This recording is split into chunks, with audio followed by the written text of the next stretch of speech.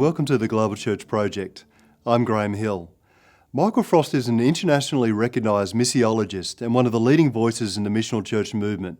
His books are required reading in colleges and seminaries around the world, and he's a much sought-after international conference speaker. He's a church planter and college professor and the founder of the Forge Mission Training Network with Alan Hirsch. Michael Frost is author and editor of numerous books. Many of these have received wide acclaim. He co-authored the highly successful and award-winning The Shaping of Things to Come.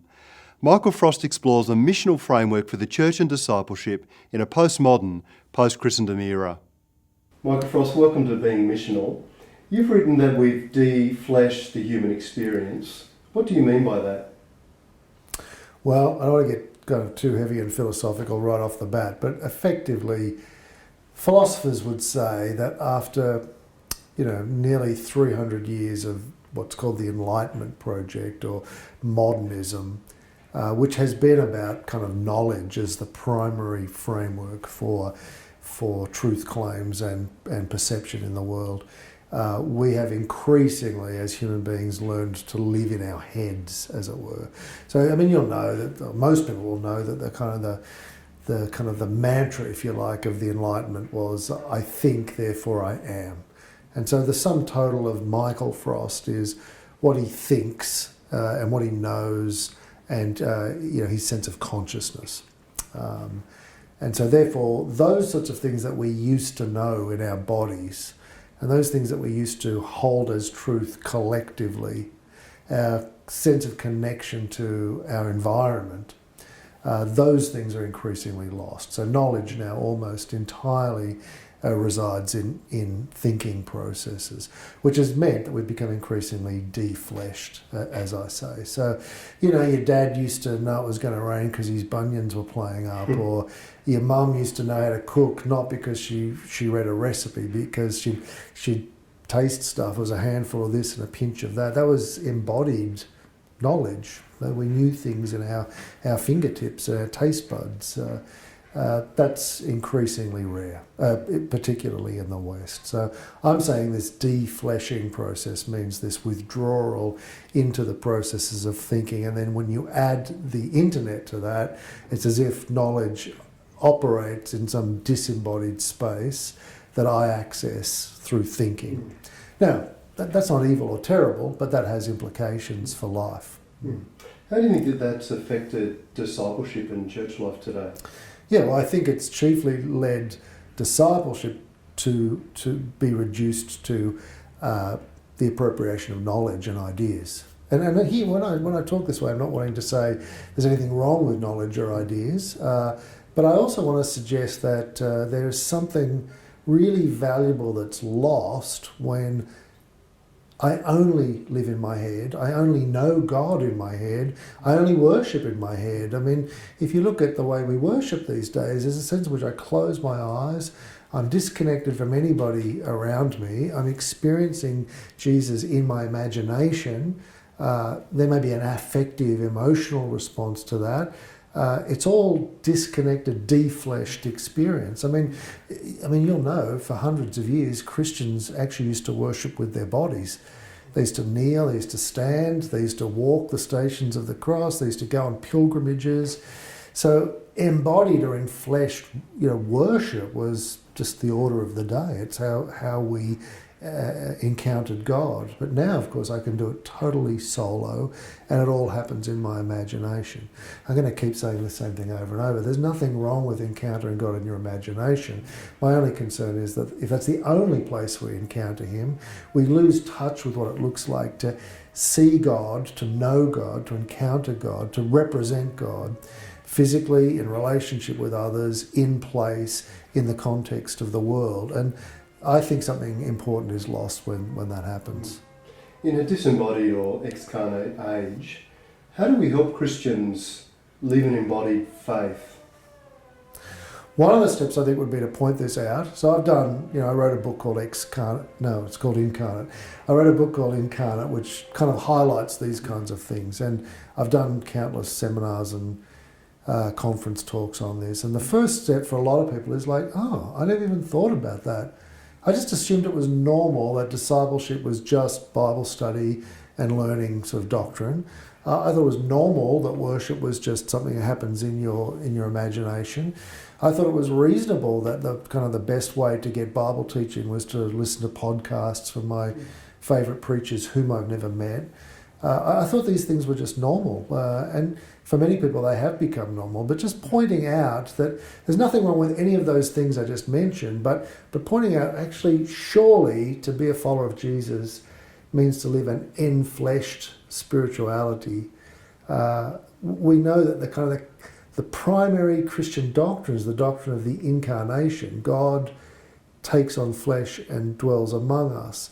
That's not to minimise, other doctrines, but I'd agree with C.S. Lewis when he says that's the central miracle in history. All miracles before the Incarnation effectively point to it or anticipate it, and every miracle since flows from it, and that includes the resurrection. And so in that respect, if the incarnate God is at the very centre of Christian spirituality, then a call to live in an enfleshed, communal way would have to be kind of central to who we are and what we do. We are the incarnate ones in that sense. Now, there's only one incarnation, capital I, but in the sense that we are seeking to emulate the work of Christ in this world, seeing him as our Saviour and our Lord and our model. We can't be Jesus, but we can embrace the values of Christ, and they are actually about being present, being enfleshed, touching, healing, community. These kinds of things are really important. So how do we do it? Highlight the effects of the Enlightenment and the way over hundreds of years they have shaped a different form of consciousness and spirituality. And then I'd suggest that there are all sorts of embodied liturgical practices that are about getting into your body and worship. They're about being much more engaged in community, being present with people, opening the Bible together, not just privately. What does it look like to live in the neighbourhood, to know your neighbours, to be committed to the purposes of God in enfleshed, present, proximate ways? All of those kinds of practices are, I think, essential. I think they ought to just be seen as standard operating procedures for Christians. I imagine this has an effect on mission as well. So what does mission look like in an excarnate age versus incarnational mission? Well, I think incarnational mission in an excarnate age is about modelling to our excarnate neighbourhoods what an alternative way of living looks like. I mean, there are neighbourhoods, as you'll know, where people don't even know their neighbours' names. They sort of kind of know them enough to maybe nod at them as they're driving in and out of the driveway. But once the garage door comes down, like you're in your hermetically sealed environment, we drive to shopping malls where we're not connected to our neighbourhoods increasingly in many ways. And yet I think there's a yearning within many people in the West for something different to that. And I think that for Christians, missionally, to be the people in the neighbourhood who are most connected to the environment, they're most aware that our neighbourhood has a creek that runs through it, or a river that was there, or that there's a mountain here, or that there's a need to care for the coastline, or whatever situation you find yourself in, orients us outward into the place or the space of which we're part. It will also therefore orient us outward toward our neighbours. We ought to be the people who are introducing neighbours to each other. We should be the ones who know them, who are present in their lives. And in the midst of all of that, of course, we're alerting people to the kingdom values of justice and reconciliation, beauty, wholeness, those kinds of things. Now, there's an evangelistic dimension to all of that, but very often we want to jump to evangelism and say something to our neighbour before we've done any of that kind of outward engagement, living in an enfleshed, embodied, engaged form of Christ-likeness under the noses of those who've not yet been set free. I imagine as you travel around in the States and other places, you come across groups that are trying to intentionally move into the neighbourhood or getting involved in placemaking. Can you think of any stories or examples of where that's being done creatively and well? Oh yeah, I mean countless. I really like the Eaton network they're mainly in the north of the UK, although I think they're now down in London and places like that as well. Effectively, they're moving 20-somethings into housing estates or public housing centres.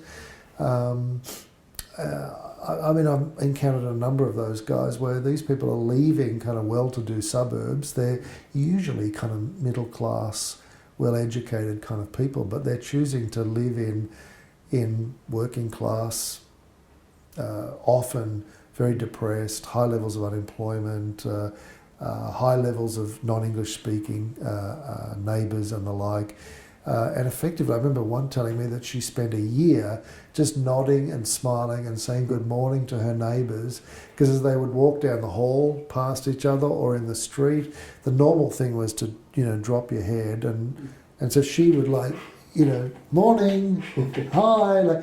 Just a year, she said, before neighbours started saying good morning and hello back. It was a year-long project just to get neighbours to look up.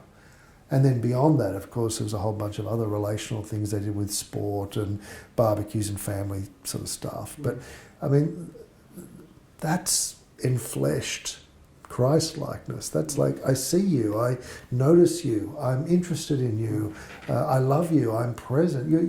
You're saying something about the character and nature of God as a representative of that God in that neighbourhood. That's not a dramatic story, but stories like that are what it looks like to slowly take this calcified, defleshed, disengaged neighbourhood and kind of start to crack it open a bit so that there might be possibility for us to alert people to what the reign of God looks like in places like that. But of course, there's all sorts of projects about kind of community gardens and cleaning up broken neighbourhoods and hosting meals and those sorts of things.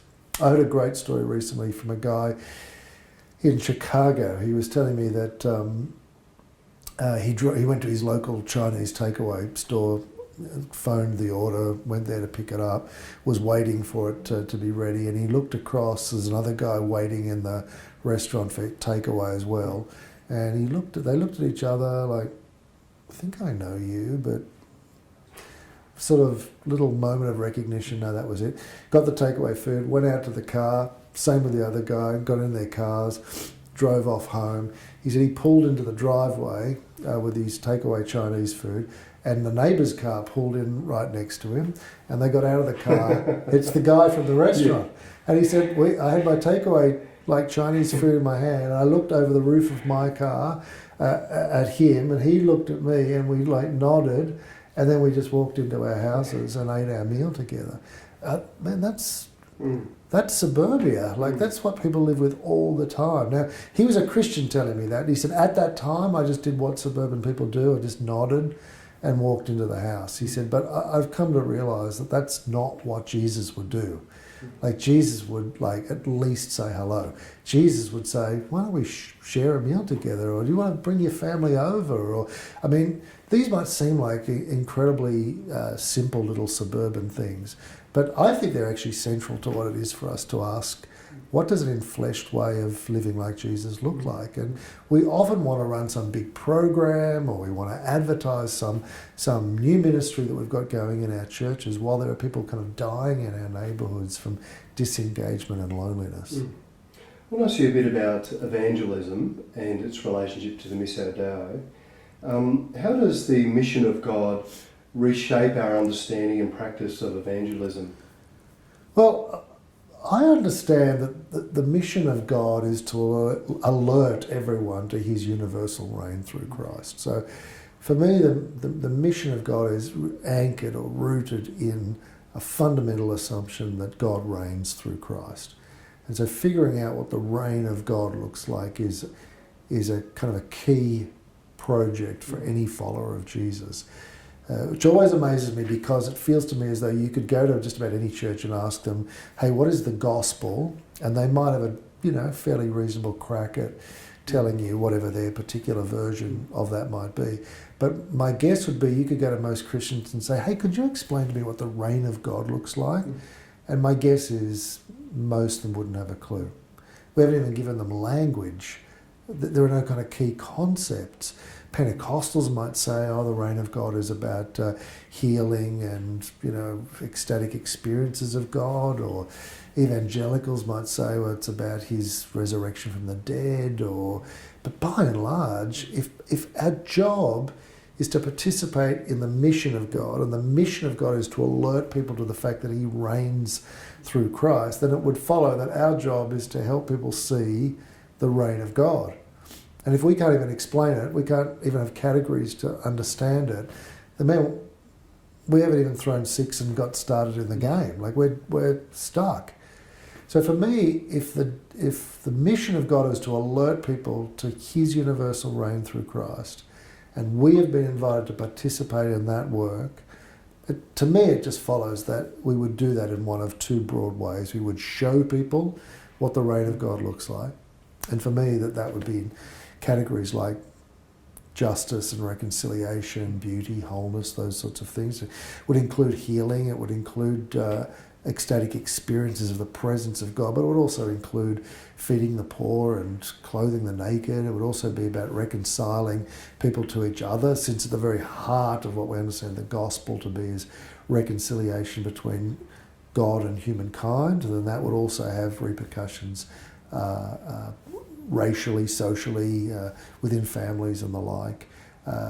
We would want to show what it looks like. Hey, my job is to alert you to the reign of God. Here's what it looks like. It looks like justice and reconciliation and those sorts of things. But I would also say, just as David Bosch says, that unexplained deeds do not in and of themselves constitute the mission of God. So I can't perform acts of justice or seek to broker reconciliation or bring about wholeness without ever explaining to somebody that actually is an indication of the reign of God. And that requires words. So this line that people often say that St. Francis said, preach the gospel always, and if necessary, use words.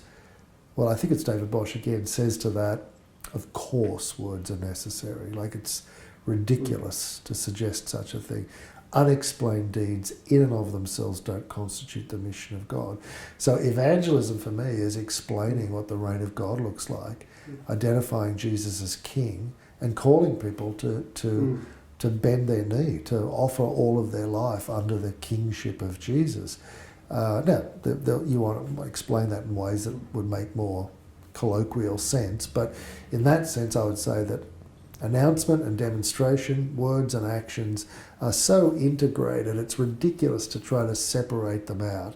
Do you do deeds first and then words, or that's not the way my life operates. It's this fluid interaction of actions and explanation which is seeking to alert people to God's reign. So for me, that's what evangelism is like. It's not just down to kind of guilt and shame, and Jesus can respond to that, and a kind of a reductionist understanding of Jesus as the salve to your personal existential kind of crises. I would say that Jesus is much more than that. He's King, and he's fashioning a world and leading history to its ultimate end, and our job is to create foretastes of that, show people what that looks like, explain that, and invite people to respond to the kingship of Jesus. Often as churches and theological colleges, we're good at identifying and developing the pastoral and the teaching gifts. How do we get better at identifying and developing the apostolic, the prophetic and the evangelistic gifts? I thought we were going to keep on talking about evangelism. Okay. Yeah. On to I'll throw that one from left field. Okay, just sort of change of subject. I think that's going to require a complete overhaul in many respects. Yeah, I think that I do have a commitment to the fivefold understanding of leadership. I'm possibly not as as systematic about it as some writers are, like Neil Cole and Alan Hirsch and J.R. Woodward and those people. It's like they've really worked this into a system. My view would be that I think that leadership ought to be a plurality. I don't think there ought to be a single pastor. I don't think it should be a hierarchy with a senior pastor, associates and deacons and elders and then the congregation. But I do think that leadership ought to be a community operating within the community. And I do think that those 5 gifts ought to be present and active. And so therefore I do think that the apostolic, the evangelistic and the prophetic ought to be operating in the life of that leadership community. Now whether there's 5 people or 3 or 8 or 10 or 20, I mean, that's entirely up to individual churches. But the idea that there's a senior pastor or a CEO style pastor, I think we are starting to move away from that, and I'm happy about that. Seminaries and colleges, of course, have been fashioning curriculum around training pastors and teachers, as you've suggested. And I think that helping to identify, equip and release apostolic and evangelistic leadership is central. How can we do it? It has to just be fed through the curriculum. We probably need more apostolic and prophetic lecturers and teachers at colleges. Yeah. I'll go back to evangelism then. Oh, sorry, I was just on a roll with the mission of God. Right. That was all. You've written that we need to practice slow evangelism. What does that look like, and what are you talking about there? Yeah, well, what I'm talking about there is that I think that there was, in the 20th century, speed and efficiency were really kind of key values in all sorts of ways, but including in evangelism. So it really was, how can we get a gospel presentation down to this very speedy kind of presentation, which evokes a particular response and then recruits somebody into our churches. And so you ended up with tracts and formulaic approaches to faith sharing, like 4 spiritual laws or 2 ways to live, bridge to life, all of those kinds of things. And so what I would say is that's fast evangelism. That's how can I sit on a plane with you? We've got, an hour till we land. How can I get this out fairly quickly? And there are all sorts of reasons why speed and efficiency for evangelism became high values, but I think it's important that we also recognise that for the most part, most of the people that we're going to evangelise, if we're serious about evangelism, are going to be neighbours and friends and colleagues and the parents of kids who play with our kids, with whom we will have ongoing, long-term, multiple interactions. And I think we've got to start to think about evangelism as being a magnificent, slow-cooked meal, not something that you can kind of sort of whack in the microwave and cook in 30 seconds. And so I would say, as we were saying before, that engagement in the mission of God is alerting people to the reign of God. The reign of God actually is unfolding inexorably and slowly. And in that regard, showing someone what the reign of God looks like actually takes time. I want to say show them what it looks like, as if we could show them what it looks like in its completeness anyway, but showing them what traces of what the reign of God looks like. You can't just package that up and there it is. It unfolds in people's minds and perceptions. And so therefore I would say evangelism is probably best served up over multiple conversations over an extended period of time.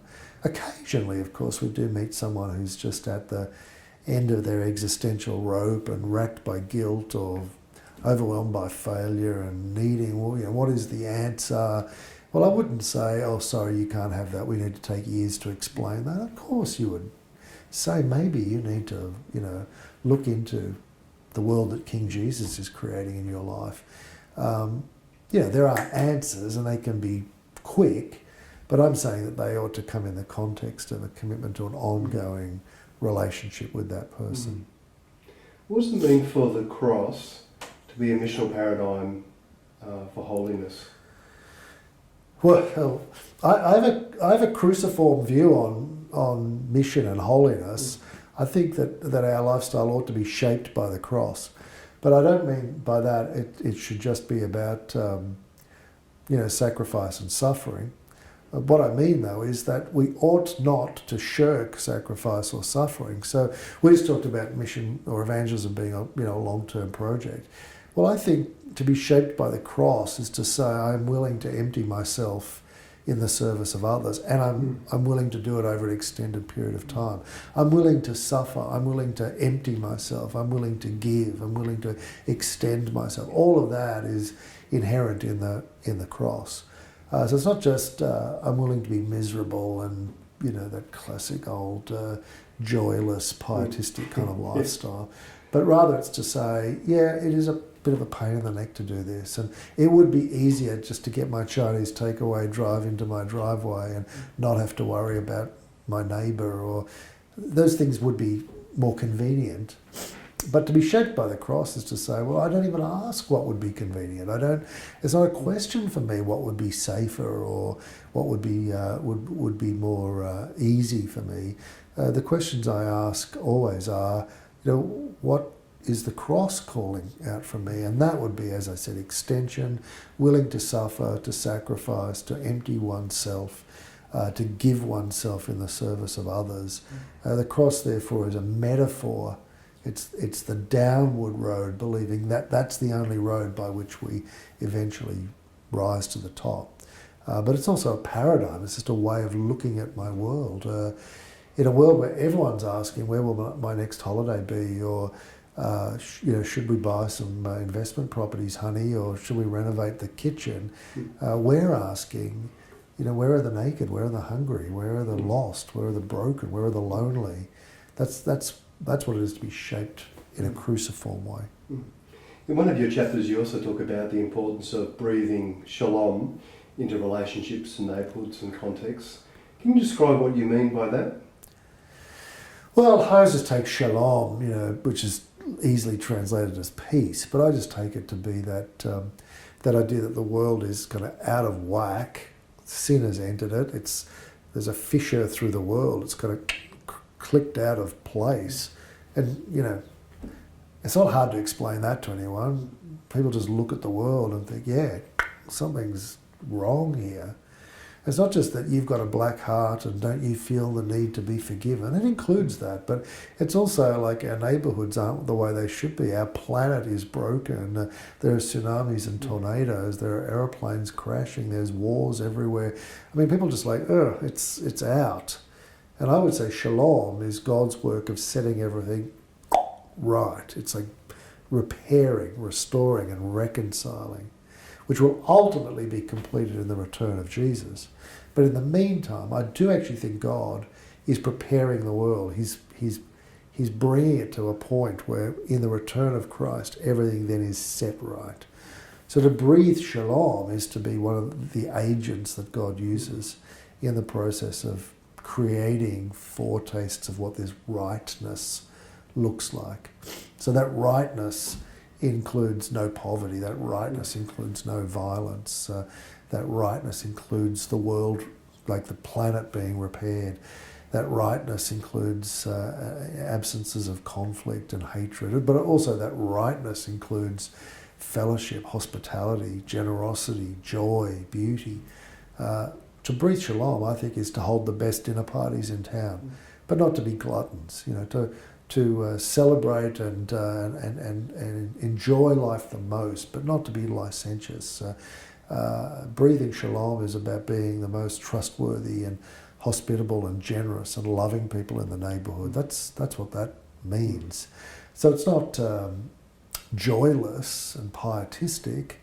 It is outward oriented, but neither is it just like someone said to me once, what is being missional? That's like drinking craft beer and planting community gardens. And it's like, well, if that was the impression we gave you, we did a bad job, because it's not just about like drinking beer and planting gardens. It is actually about discipline. It is actually about not being licentious, not being drunkard, not being a glutton. How could that be setting things right? But it is actually about showing people what redeemed joy, redeemed pleasure, as well as redeemed justice and reconciliation look like. Michael Frost, thank you for joining us at Being Missional. No worries. The Global Church Project is located at www.theglobalchurchproject.com. On our website, you'll find a wide range of interviews and resources for colleges, universities and churches. I look forward to your company next time. From me, goodbye.